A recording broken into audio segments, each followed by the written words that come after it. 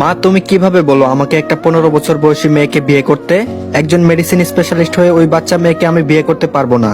মা বলল চুপ করে ইজান, তোর বাবা যেহেতু বিয়েটা ঠিক করেছে তোর বাবাকে বল। আর মেয়েটা খুব সুন্দর, একেবারে মায়াবী চেহারা তার। আমি বললাম মায়াবী হোক, আমি বিয়ে করব না। মা বলল বেশি কথা বলিস না ইজান, খুব ভালো লক্ষ্মী মেয়ে একটা, তোর বাবার বন্ধু নাহিদ সাহেবের মেয়ে, তিনি মারা গিয়েছেন 2 মাস হলো।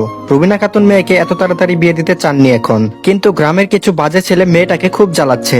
দয়া করে রাজি হয়ে যা বাবা, তোর বাবা কেমন মানুষ তুই তো জানিস। তারপরও সে একবার স্ট্রোক করেছে, এখন যদি তুই বিয়ে করবি না কথাটা শুনে আবার কিছু হয়ে যায়, পাগলামো করিস না ইজান।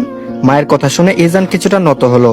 ইজান শেখ বাবা মায়ের বড় সন্তান, তার একটি ছোট বোনও আছে ইজনিয়া শেখ, আপাতত মেডিকেল পড়ছে। ভাইয়ের মতো ডাক্তার হওয়ার ইচ্ছে আছে তার। ইজান পেশায় একজন ডাক্তার, মেডিসিন বিশেষজ্ঞ। ইজানের বাবা হুমায়ুন শেখ সরকারি চাকরিজীবী ছিলেন, তিনি মূলত একজন সেনাবাহিনীর উচ্চপদস্থ কর্মকর্তা ছিলেন।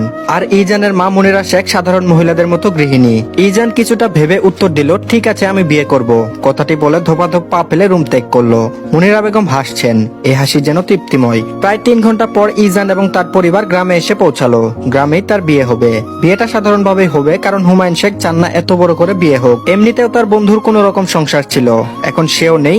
বিয়েটা বড় করে করলে তার বন্ধুর পরিবারের উপর বড় প্রভাব ফেলবে, তাই তিনি চাননি বিয়েটা বড় করে হোক। পুষ্প বলল, আপু তোমার বর চলে এসেছে, কিছুক্ষণ পর তোমাকে বিয়ে করে নিয়ে চলে যাবে, হা হা হা।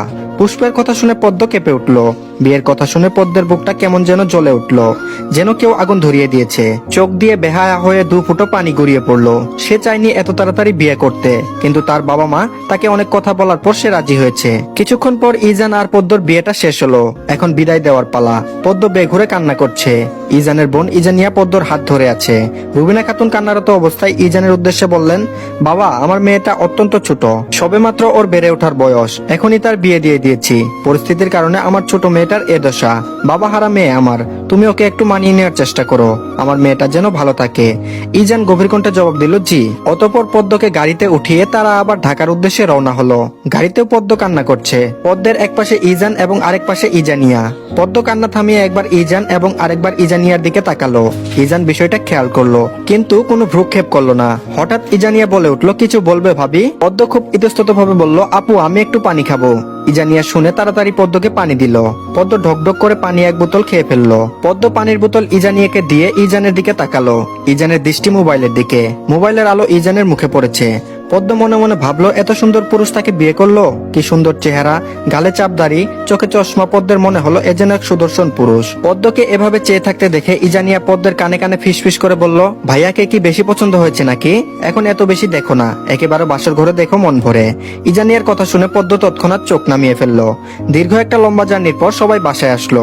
ইজানের মা মুনিরা শেখ দ্রুত সিঁড়ি বেয়ে নিচে নেমে এসে তার পুত্রবধূর কাছে আসলেন। কি সব নিয়ম আছে সেগুলো শেষ করে নতুন বউকে ঘরে তুলবেন তিনি। ইজান এগুলো শেষ না করেই উপরে চলে গেল। এ বিষয়ে হুমায়ুন শেখ একটু রাগ হলেন। সব নিয়ম কানুন শেষ করে ইজানিয়া পদ্মকে নিয়ে ইজানের রুমে গেল। রাত প্রায় 12টা বেজে গিয়েছিল। ইজানিয়া বলল, ভাবি তোমার লাগেজে সব জামা কাপড় আছে, তুমি ফ্রেশ হয়ে পরে নিও, আমি যাই, প্রচুর ক্লান্ত আমি। কথাটি বলে ইজানিয়া বাহিরে যাওয়ার জন্য পা বাড়ালো, আর তখন ওই পদ্ম তার হাত ধরে ফেললো। বেশ আকুতি নিয়ে বলল, আপু আমি কখনো একা ঘুমাইনি, আমার ভয় লাগে, সবসময় আমার ছোট বোন আমার সাথে ঘুমাতো। ইজানিয়া হেসে ফেললো পদ্মের কথা শুনে, বলল, তুমি একা কোথায়, ভাইয়া আছে তো। ইজানিয়ার কথাটা শুনে অবাক হয়ে গেল।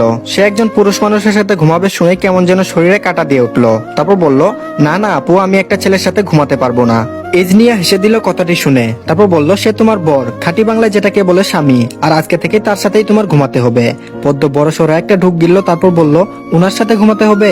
ইজনিয়া আর কিছু বলতে যাবে, তখন ওই ইজান ওয়াশরুম থেকে বেরিয়ে এলো। চেহারা দেখে মনে হচ্ছে মাত্রই